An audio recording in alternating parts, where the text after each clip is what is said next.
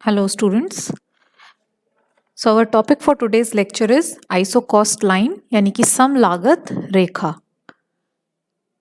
Theory of production में हम concept पढ़ते हैं कि एक प्रोड्यूसर का इक्विलिब्रियम कहाँ पे होता है, जहाँ उसका प्रॉफिट मैक्सिमम होता है। प्रॉफिट मैक्सिमम करने के दो तरीके के हैं, या तो वो अपना आउटपुट मैक्सिमाइज करे या फिर अपनी कॉस्ट मिनिमाइज करे। तो आउटपुट मैक्सिमाइज करने के लिए हमने कंसेप्ट पढ़ा है आइसोकॉन्ट्स का, यानी कि सम उत्पादन वक्र का, isoquant curves. Continuing with that हमारा सेकेंड एस्पेक्ट है सम लागत रेखा यानी कि isoquant line. Now what is an isoquant line? Isocont cost line shows all possible combinations of two factors that can be used at given cost and for a given producer's budget। यानी कि एक उत्पादक जिस वस्तु का उत्पादन कर रहा है उसको बनाने में कौन कौन से साधनों का प्रयोग करना पड़ रहा है। अगर लेबर और कैपिटल हम दो फैक्टर्स मान के चल रहे हैं, दो साधन मानकर चल रहे हैं, तो उन साधनों के कितने अलग अलग संयोग पॉसिबल हैं, कितने विभिन्न संयोग बन सकते हैं उन दो उत्पत्ति साधनों के, उन अलग अलग कॉम्बिनेशंस की जो कॉस्ट आ रही है उसको अगर मैं ग्राफ पे प्लॉट करती हूँ तो what I get is isocost line. तो एक दी गई सम लागत रेखा क्या है? एक फिक्स बजट के लिए कितने अलग अलग फैक्टर कॉम्बिनेशंस पॉसिबल हैं, उनके डायग्राम को हम आइसोकॉस्ट लाइन कहते हैं। So this line, isocost line, is a downward sloping line.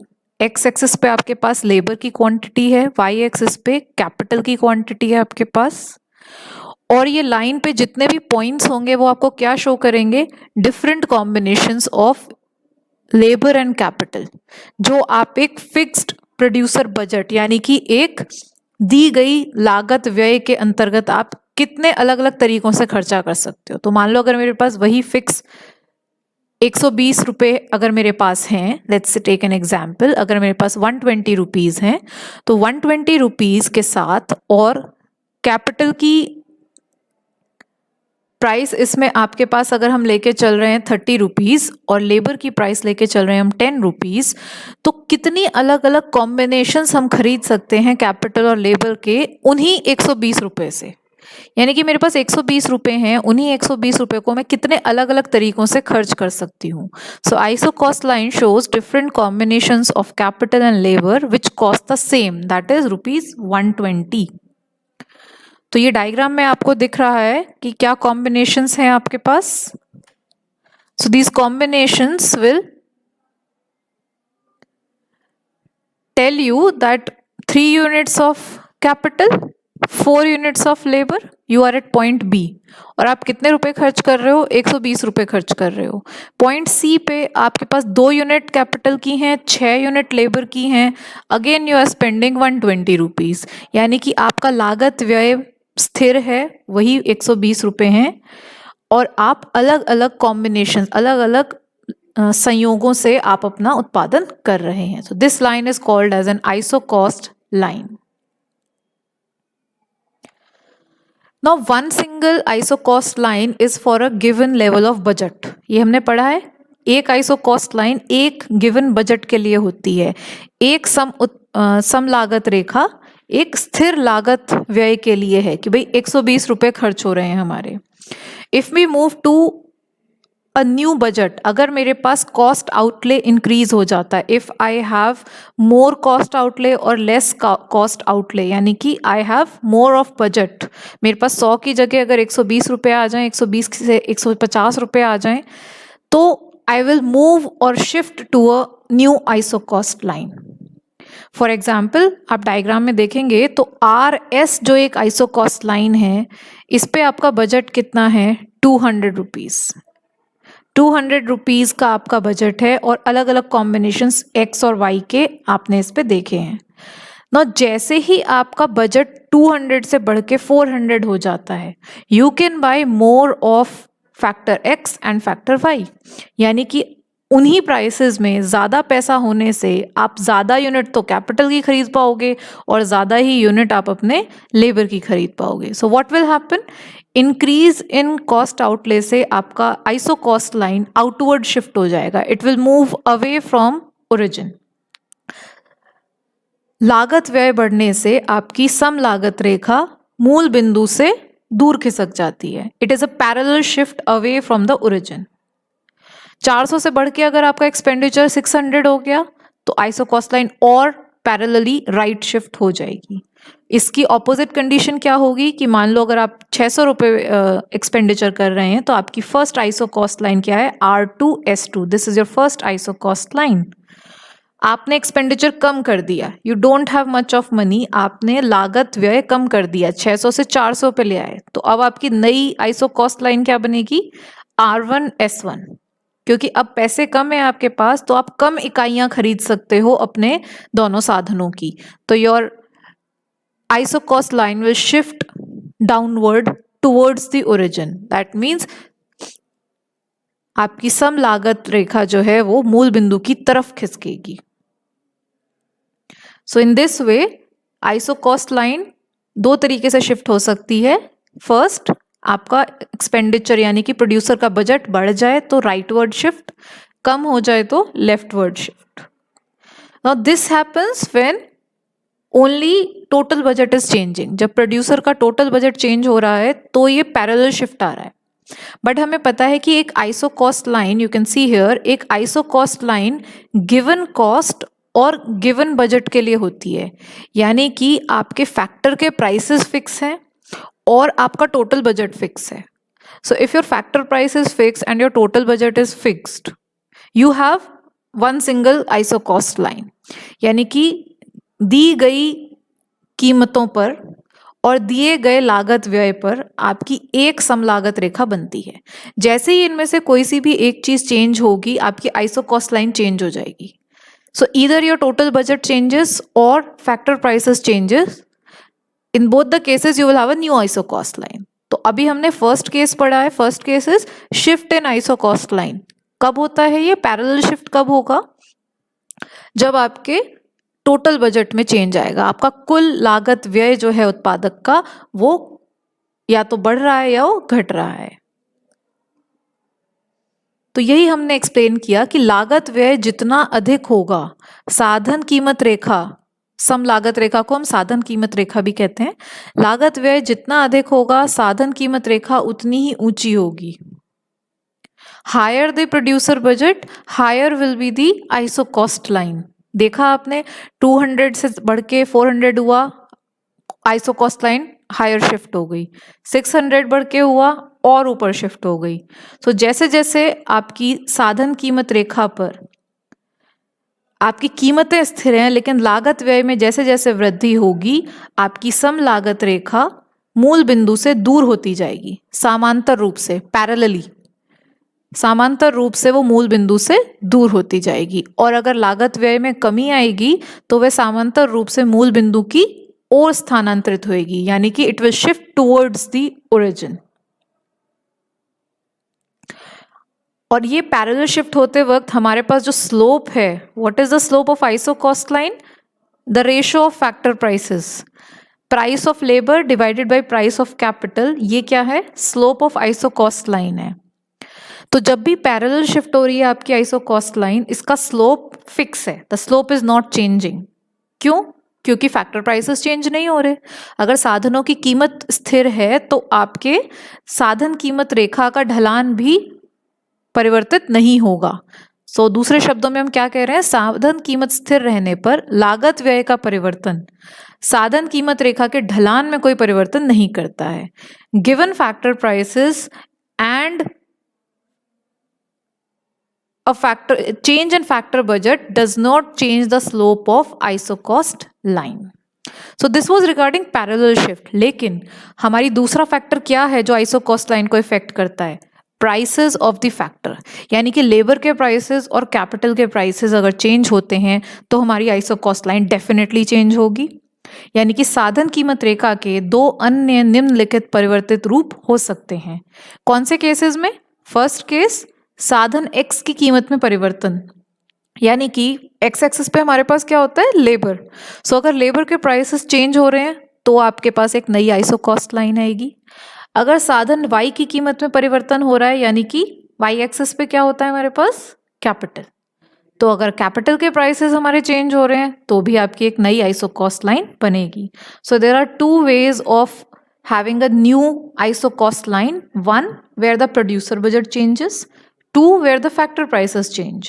So now we are studying case 2. हम दूसरा केस पढ़ रहे हैं जब हमारा लागत व्यय तो स्थिर है, कुल लागत व्यय हमारा स्थिर है, लेकिन किसी एक साधन की कीमत में परिवर्तन आ रहा है. Now change can be increase or decrease. Factor prices can increase or factor prices can decrease also. Let's move to first case. साधन X की कीमत में परिवर्तन, यानी कि change in price of factor X. X axis पे हम क्या लेके चलते हैं? Labour. We have labour on X axis. We all know that we have labour on X axis. तो your first condition is when producer budget is fix, prices of capital are fix, यानी कि साधन Y की कीमत स्थिर है और आपका लागत व्यय स्थिर है. But what is changing? Price of factor X is changing, चाहे वो इंक्रीज हो चाहे डिक्रीज हो. Now what will happen? Let's say आपकी पहली आइसो कॉस्ट लाइन क्या है? आपकी पहली आइसो कॉस्ट लाइन है ये YS. ये आपकी S जो है ये आपकी ओरिजिनल आइसो कॉस्ट लाइन है. आपकी सम लागत रेखा जो है वो क्या है? पॉइंट S पर है. Our first case is increase in prices. Increase in price of factor X. जो X एक्सिस पे फैक्टर है उसकी प्राइस बढ़ गई है. बजट आपका उतना है, वही आपके पास 100 रुपीज़ है, लेकिन प्राइस अब बढ़ के 10 से 20 हो गया. तो पहले आप मान लो 10 रुपीज़ पर क्वांटिटी S खरीद पा रहे थे, अब प्राइस बढ़ने से अब प्राइस दुगना हो गया, तो अब आप उसकी कम यूनिट खरीद पाओगे. बट ऑब्वियस सी बात है, आपके 10 रुपये के रेट पे 100 रुपये हैं आपके पास, अगर फिक्स 100 रुपये हैं, 10 रुपये के रेट के हिसाब से आप पहले 10 यूनिट खरीद पा रहे थे. अब अगर प्राइस बढ़ के 20 हो गया तो आप कितनी यूनिट खरीद पाओगे? सिर्फ 5 यूनिट खरीद पाओगे. तो what will happen? Your ISO cost line will shift to point S1. ISO cost line point S1 पर shift हो गई.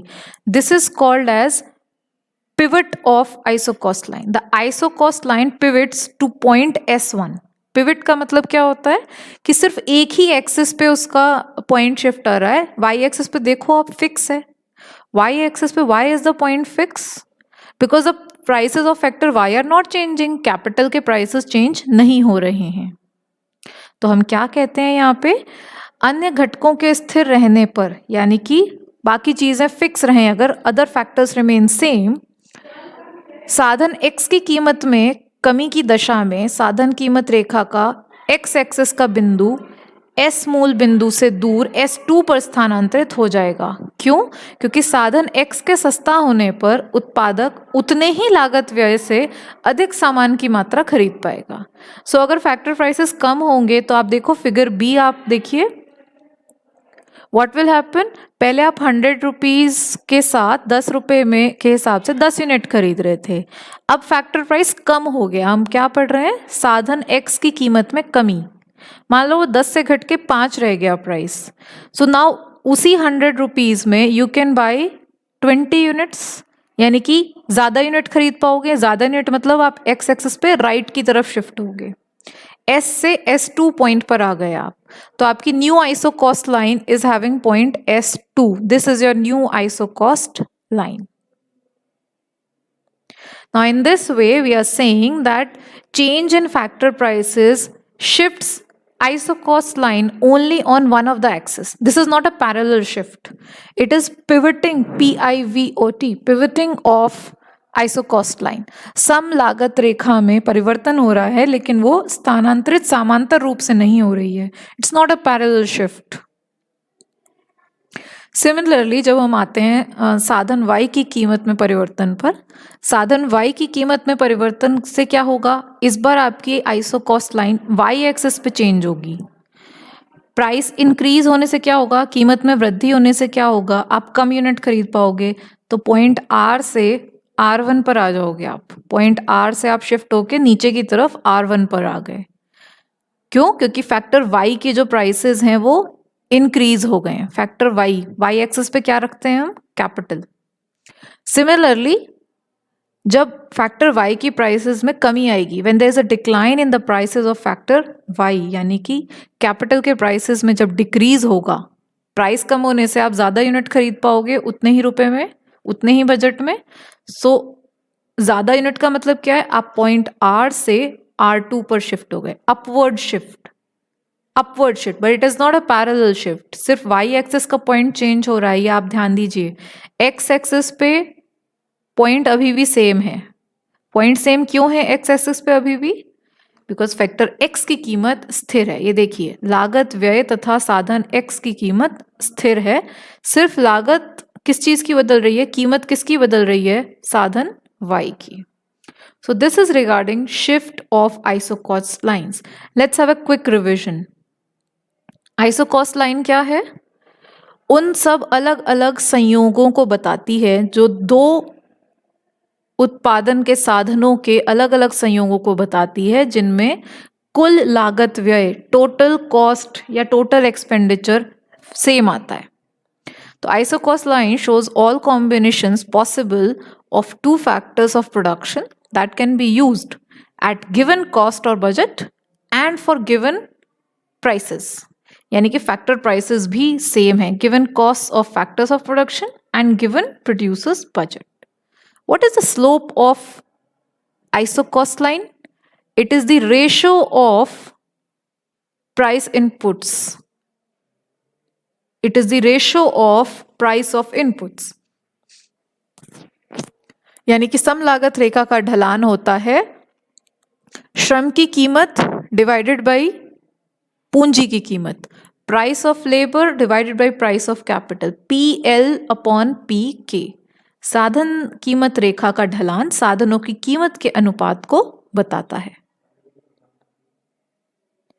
कब ये पैरेलली शिफ्ट होती है आइसोकॉस्ट लाइन? जब आपका बजट, टोटल आपके पास, प्रोड्यूसर के पास बजट कितना है, खर्चा करने की लागत कितनी है उसके पास, जब वो इंक्रीज या डिक्रीज होती है तो इसमें क्या होगा? समांतर रूप से आपकी सम लागत रेखा मूल बिंदु की तरफ या मूल बिंदु से दूर खिसक जाएगी। जब आपका टोटल बजट सेम है लेकिन आपके फैक्टर प्राइसेस में चेंज हो रहा है, फैक्टर प्राइसेस अगर आपके चेंज हो रहे हैं तो उस कंडीशन में क्या होगा? फैक्टर प्राइसेस चेंज होने की कंडीशन में आपके पास there will be a shift in the isocost line but only on one of the axis. जिस फैक्टर का प्राइस चेंज होगा उसी एक्सिस पर, उसी फैक्टर की एक्सिस पर आपकी आइसोकॉस्ट लाइन शिफ्ट हो जाएगी। प्राइस इंक्रीज होने से इनवर्ड शिफ्ट, क्योंकि आप कम यूनिट्स खरीद पाओगे। प्राइस कम होगा तो आप ज्यादा यूनिट्स खरीद पाओगे, outward shift. So increase in factor prices, your point shifts from S to S1. Decrease in factor X prices, you shift from point S to S2, outward. Similarly for Y. Now this brings us to the topic of producer equilibrium और optimization, यानी कि least cost combination भी कहते हैं इसको, या optimum factor combination भी कहते हैं। प्रोड्यूसर इक्विलिब्रियम यानी कि उत्पादक का संतुलन, उत्पादक का संतुलन यानी कि कब वो इक्विलिब्रियम में रहेगा, कब वो अपने प्रोडक्शन की क्वांटिटी ना इंक्रीज करेगा ना डिक्रीज करेगा, वो उत्पादन की मात्रा में कोई परिवर्तन नहीं करेगा। ना प्रोड्यूसर का इक्विलिब्रियम किस पॉइंट पर होगा? किस पॉइंट को हम कहेंगे कि भाई यहाँ ये प्रोडक्शन करेगा, इतने फैक्टर्स ऑफ प्रोडक्शन की क्वांटिटी यूज करेगा, इतना लेबर लगाएगा, इतना कैपिटल लगाएगा। ये वो पॉइंट होगा जहां पे इसका दो तरीके हैं,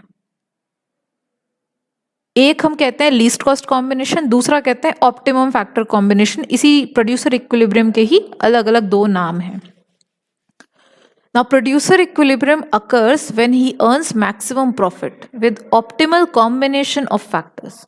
किसी भी उत्पादक का संतुलन उस बिंदु पर होगा जहां पे उसका लाभ अधिकतम होगा। जहां पे आपको मैक्सिमम प्रॉफिट हो रहा है वहीं तो आप कहोगे कि भाई ये मैक्सिमम प्रॉफिट है, अगर मैं इससे ज़्यादा प्रोड्यूस करूंगा तो मेरा प्रॉफिट कम हो जाएगा, इससे कम प्रोड्यूस करूंगा तो भी प्रॉफिट कम हो जाएगा। तो you will stay at that point कि भाई उतने पे ही बनाऊंगा जितने पे प्रॉफिट मैक्सिमम है। सो उत्पादक का संतुलन उस बिंदु पर होता है जहां पर उसका लाभ अधिकतम होता है। It occurs at a point which gives an optimum or least cost combination of factors of production for a given level of output. यानी कि एक फिक्स क्वांटिटी बनाने के लिए, उत्पादन की एक मात्रा बनाने के लिए आपको अलग अलग फैक्टर्स के कॉम्बिनेशन, साधनों के संयोग लगेंगे, लेबर और कैपिटल। जिस कॉम्बिनेशन की कॉस्ट सबसे कम होगी वहां आपका प्रॉफिट मैक्सिमम आएगा। So what we are saying is profit maximize करने के दो तरीके हैं। There are two choices to maximize profit. या तो आप अपनी एक क्वांटिटी को बनाने की कॉस्ट को मिनिमाइज कर लो कि भाई 100 यूनिट बनानी है, ये 100 यूनिट बनाने पे जहां सबसे मिनिमम कॉस्ट आएगी, न्यूनतम लागत जहां पे आएगी आपकी, तो न्यूनतम लागत बिंदु ये आपको क्या बताएगा, जहां पे एक फिक्स्ड आउटपुट के लिए आपकी कॉस्ट मिनिमम है। दूसरा ऑप्शन क्या है, अगर कॉस्ट मिनिमाइज नहीं कर सकते, कॉस्ट फिक्स है कि भाई इतने का ही बजट है हमारा, सो उतने ही फिक्स बजट में विद गिवन बजट और given cost you try to maximize output. आप उतनी ही लागत व्यय में अधिकतम मात्रा उत्पादित करने की कोशिश करें। सो ये दो ही तरीके हैं अपने प्रॉफिट को बढ़ाने के, मैक्सिमम करने के। या तो कॉस्ट को मिनिमम कर लो, नहीं तो अपने आउटपुट को मैक्सिमम कर लिया जाए। नाउ प्रोड्यूसर इक्विलिब्रियम इकोनॉमिक्स में हम कैसे डिटरमाइन करते हैं? प्रोड्यूसर इक्विलिब्रियम की दो कंडीशंस हैं। First condition is the isoquant, यानी कि सम उत्पाद वक्र जो हम पढ़ चुके हैं, isoquant is tangent to isocost line. सम उत्पाद वक्र आपकी सम लागत रेखा के को स्पर्श कर रहा है। तो जिस स्पर्श बिंदु की हम बात कर रहे हैं वहां पर आपका आइसोक्वांट और isocost line they are tangent, वही सिर्फ एक स्पर्श बिंदु है। उस पॉइंट को हम कहेंगे ये आपका संतुलन का बिंदु है। This is the quantity of labor and capital which the producer will use to produce a given level of output. What happens at this point? जहां सम लागत रेखा और सम उत्पाद वक्र का स्पर्श बिंदु होता है, वहां पर क्या कंडीशन होती है? The condition is MRTS is equal to price of labor divided by price of capital. That means slope of isoquant curve is equal to slope of isocost line. आपके सम उत्पाद वक्र का ढलान सम लागत रेखा के ढलान के बराबर होगा। यानी कि प्रतिस्थापन की सीमांत दर MRTS, प्रतिस्थापन की सीमांत दर बराबर होगी किसके? आपके साधन कीमतों के अनुपात के बराबर होगी। MRTS will be equal to the ratio of price of inputs. यानी कि ये जो पॉइंट डायग्राम में पॉइंट ए आप देख रहे हैं, this is the point of tangency of isoquant and isocost line. This is the point where both these two different lines are meeting each other. ये इनका स्पर्श बिंदु है। सम लागत रेखा देख रहे हो आप, आइसोकॉस्ट लाइन, आप सम उत्पाद वक्र यानी कि आइसोकॉन्ट देख रहे हैं। इनका ये जो स्पर्श बिंदु है A, this is the point of equilibrium. ये है minimum condition, basic condition, but it is not sufficient. ये पर्याप्त आपकी कंडीशन नहीं है। आपको और क्या चाहिए इसमें? You need that at the point of tangency the isoquant curve must be convex to the origin. यानी कि इस स्पर्श बिंदु पर पॉइंट ए पर आपका जो सम उत्पाद वक्र है वो मूल बिंदु को उन्नतोत्तर होना चाहिए।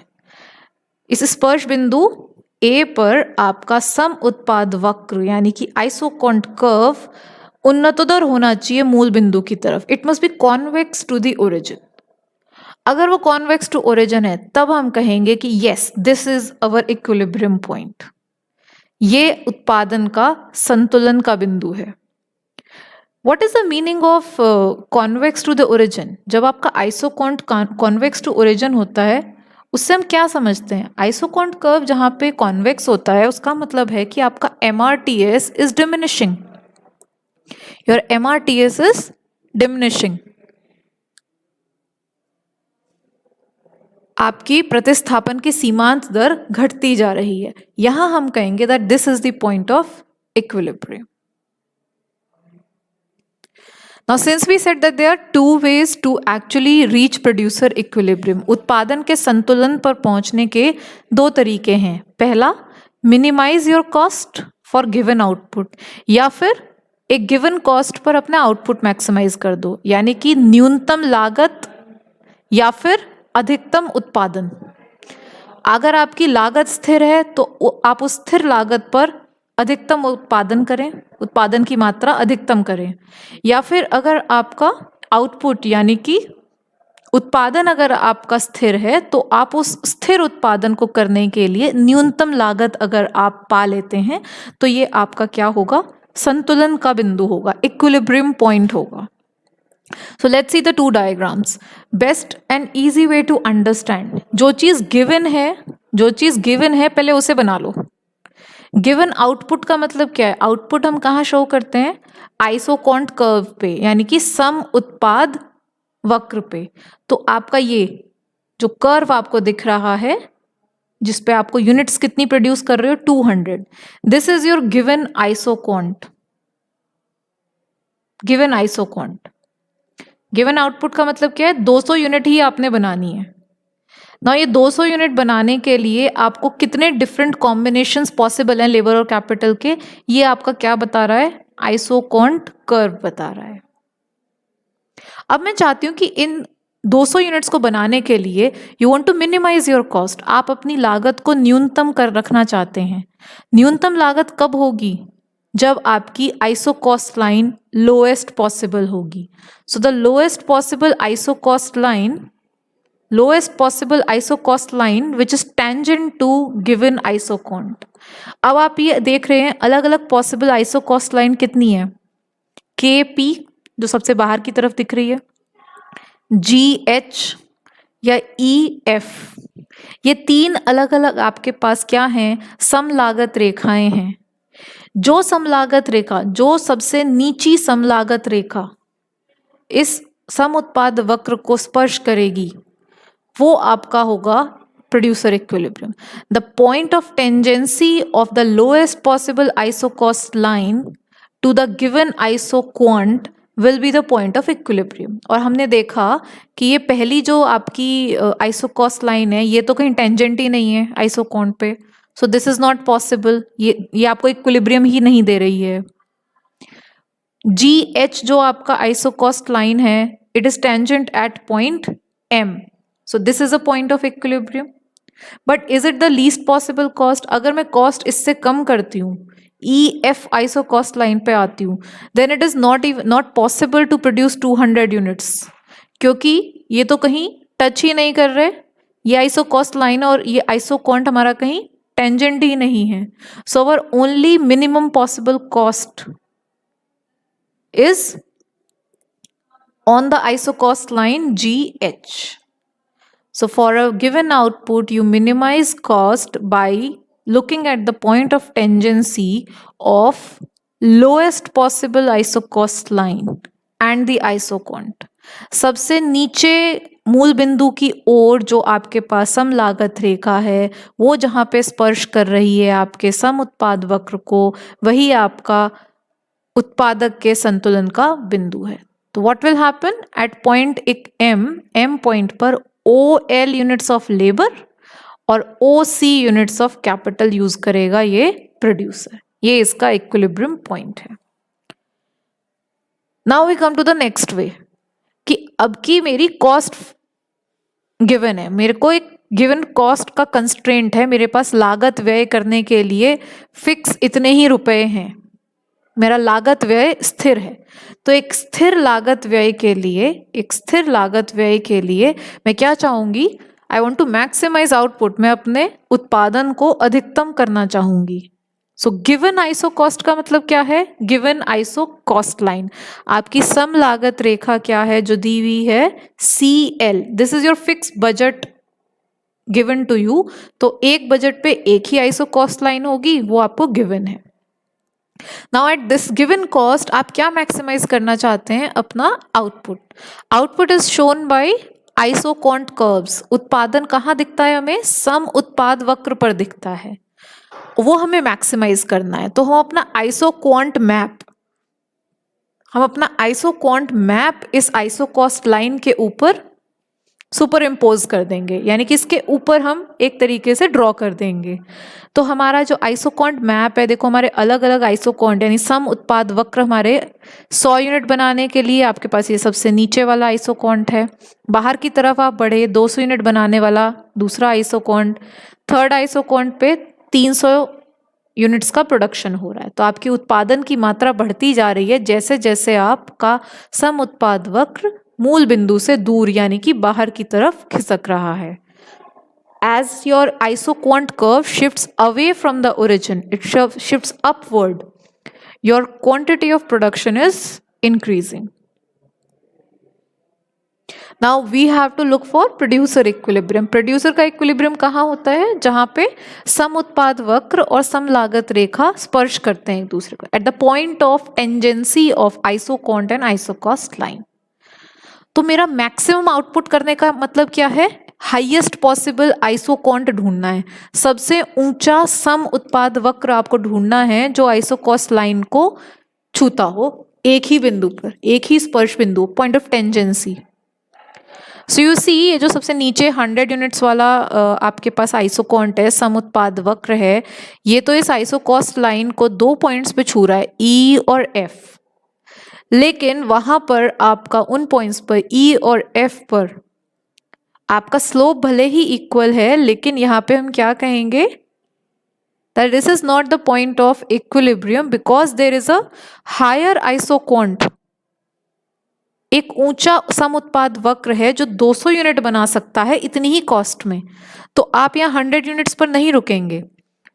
यू विल सी दैट ये जो हायर आपका आइसोक्वांट है जहाँ पे 200 यूनिट बन रही हैं, ये टेंजेंट है आपकी आइसोकॉस्ट लाइन के पी पॉइंट पर। आपका सम उत्पाद वक्र जो कि 200 इकाइयों का उत्पादन कर रहा है, वो आपकी सम लागत रेखा CL को स्पर्श कर रहा है बिंदु P पर। This is your point of equilibrium, ये उत्पादन के संतुलन का बिंदु है। इससे ऊपर भी एक आइसोकॉन्ट कर्व है आपके पास, यानी कि इससे भी ज्यादा आप बढ़ा सकते हो प्रोडक्शन, लेकिन वो आपके बजट में नहीं है। आपका बजट तो फिक्स था ना, गिवन कॉस्ट है आपके पास, तो 300 यूनिट बनाने वाला आइसोकॉन्ट आपके बजट के बाहर है, वो आपके बजट से बाहर है। So what will happen? This point P is your maximum output possible for this given level of output. इस पॉइंट P पर आप ON quantity of labour use करेंगे और OM quantity of capital use करेंगे।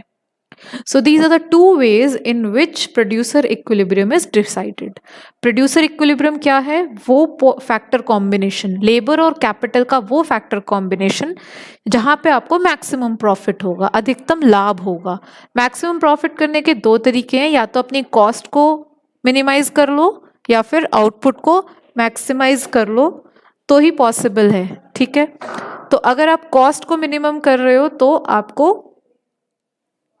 Lowest possible isocost line ढूंढनी है, और अगर आप आउटपुट मैक्सिमाइज कर रहे हो तो आपको हाईएस्ट पॉसिबल आइसोकॉन्ट ढूंढना है। Eight the point of tangency of your isocost and isoquant line you have producer equilibrium. Now this producer equilibrium is static equilibrium, ये एक स्थिर आपकी दशा है। लेकिन कोई भी प्रोड्यूसर उसी एक पॉइंट पर तो रहता नहीं है, वो अपने बिजनेस को ग्रो करेगा, ज्यादा से ज्यादा उत्पादन करेगा। तो we have a concept of expansion path, विस्तार पथ जिसे कहते हैं। विस्तार पथ क्या है कि जैसे जैसे कोई उत्पादक अपने उत्पादन को बढ़ाता जाता है, तो वो किस फैक्टर कॉम्बिनेशंस को यूज करके अपने प्रोडक्शन को बढ़ा रहा है, उन सब पॉइंट्स को अगर हम ज्वाइन कर दें तो हमारे पास क्या आता है? Isocost line. Let's see it from diagram. आपके पास एक्स एक्सिस पे लेबर है, वाई एक्सिस पे कैपिटल है। R1 आइसोकॉस्ट लाइन है, IP1 आपका पहला आइसोकॉन्ट है। इनका पॉइंट ऑफ टेंजेंसी है F1। पॉइंट ऑफ टेंजेंसी क्या है? F1। तो ये आपका पहला इक्विलिब्रियम पॉइंट है। Now the producer wants to increase the output, यानी कि ये उत्पादक चाहता है कि अपने उत्पादन की मात्रा को बढ़ाए, तो वो क्या करेगा? अपने लागत व्यय को बढ़ाएगा। वो लागत व्यय बढ़ के आपके सम लागत रेखा को R2S2 पर ले जाएगा, मूल बिंदु से दूर। वहां पर एक आपका हायर सम आइसोक्वांट कर्व है, यानी कि एक हायर सम उत्पाद वक्र है आपके पास जिसपे 200 यूनिट बन रही हैं, तो इनका पॉइंट ऑफ टेंजेंसी है F2। ऐसे ही आप बजट बढ़ाते जा रहे हैं, आप ज़्यादा यूनिट्स फैक्टर्स की लगाते जा रहे हैं और आपका आउटपुट 100 से 200, 200 से 300, 400 ऐसे इंक्रीज होता जा रहा है। आपके उत्पादन का विस्तार हो रहा है, एक्सपेंशन हो रहा है। नाउ दिस डॉटेड लाइन, ये डॉटेड लाइन क्या है? It is the locus of all the points of equilibrium, and this point, this locus of all these points F1, F2, F3, F4 shows you the expansion path। ये O origin से जो ये line निकल रही है, ये आपका क्या है? ये आपका एक्सपेंशन पाथ है। दैट मीन्स विस्तार पथ उत्पादक के विभिन्न उत्पादन स्तरों, डिफरेंट लेवल्स ऑफ आउटपुट की बात कर रहे हैं, को उत्पादित करने वाले न्यूनतम लागत संयोग बिंदुओं का बिंदु पथ है, जबकि साधनों की कीमत स्थिर रहती है। दैट मीन्स हमारे फैक्टर के प्राइसेस फिक्स हैं, सिर्फ आप अपना बजट बढ़ाते जा रहे हैं। तो बजट बढ़ाने से क्या होगा? लागत व्यय बढ़ाने से क्या होगा? आपकी सम लागत रेखा मूल बिंदु से बाहर की तरफ खिसकती जाएगी। Iso cost line will shift outward away from origin. It will be tangent to a new isoquant curve, वो वहां पे एक नए सम उत्पाद वक्र को स्पर्श करेगी और वो आपको पॉइंट ऑफ इक्विलिब्रियम होगा। अगर वो पॉइंट ऑफ इक्विलिब्रियम्स को सबको जोड़ दिया जाए तो हमारे पास आता है expansion path. So if all the points of tangency like F1, F2, F3, F4 are joined by a line, it is known as least cost outlay curve, या फिर इसको एक्सपेंशन पाथ भी कहते हैं, विस्तार पथ कहते हैं। लीस्ट कॉस्ट आउटले कर्व क्यों कहेंगे? क्योंकि ये F1, F2 जितने भी पॉइंट्स हैं ये सारे आपके लीस्ट कॉस्ट कॉम्बिनेशन हैं, न्यूनतम लागत संयोगों के बिंदु हैं ये। इन पे 100 यूनिट बनाने का जो सबसे लीस्ट कॉस्ट कॉम्बिनेशन है वो F1 है। 200 यूनिट बनाने का लीस्ट कॉस्ट कॉम्बिनेशन, न्यूनतम लागत संयोग F2 है। इन सबको अगर हम जोड़ देते हैं तो जो लाइन हमारे पास आती है उसे हम एक्सपेंशन पाथ कहते हैं। It is a point where iso-cost line is tangent to the isoquant. It represents the least cost combinations of factors for producing given level of output. So this is regarding the concept of producer equilibrium using isoquants and iso-cost curves. Thank you so much, and you can post your queries in the message box.